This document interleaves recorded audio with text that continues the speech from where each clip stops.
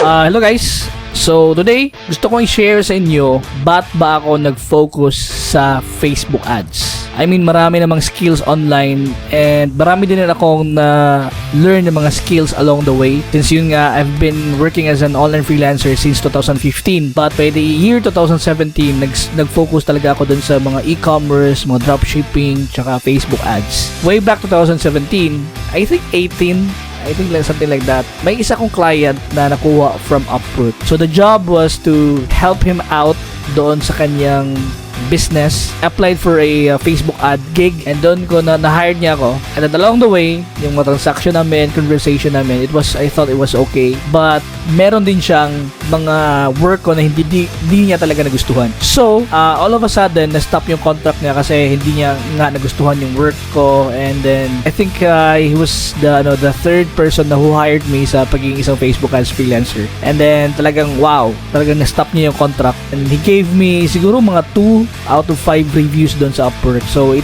really affected my Upwork profile that time. Pero yung mga words niya, sinabi niya sa akin was this. Yan, diba? So, these words, talagang na-hurt niya ako. I mean, na-hurt niya ako totally. And to the point na I almost gave up doon sa pagiging isang Facebook ads freelancer. But, instead of feeling that, so,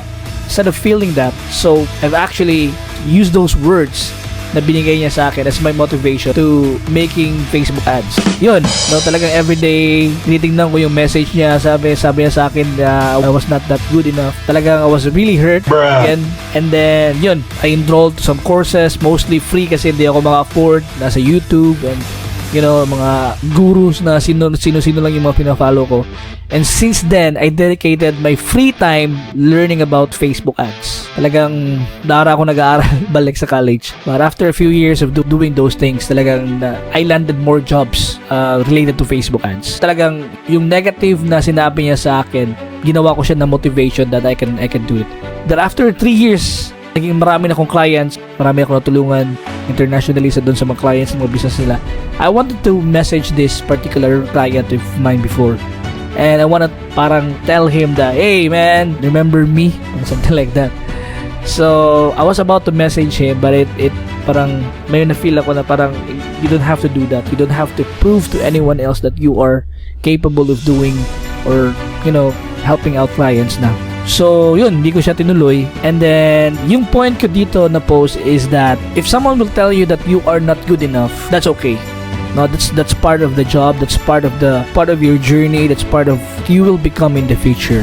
If instead of, feeling down and discouraged or even parang you will feel like you want to give up, well, my message for you today is that don't give up. Instead of giving up, why not use that negative na thought na binigay sa'yo, negative feedback na binigay sa'yo, turn that one into a parang motivation, turn that one into positive, that by the next time that you will be hired by someone else, make sure to deliver it and make sure that you know what you are, capable of doing. So you can do that without, studying, without enrolling to some courses, without, having a mentor. It's really important to have these things kasi pag ikaw lang mag-work, ikaw lang isa, then I think you'll still get there pero hindi naman siya ganun kadali. Pero in order for you to get to a place that you want to be, to a place wherein ma-fast track mo yung success mo, is you need to always find a mentor.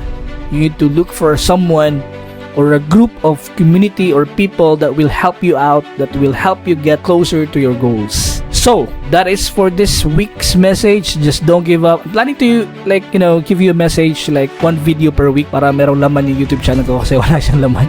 But anyway guys, I hope that meron kayong na-learn dito sa ating Boss Jake TV. Hindi ko pa alam kung anong topic ito basta parang motivational na So thank you guys for watching and I hope to see you in the next video. Let's go!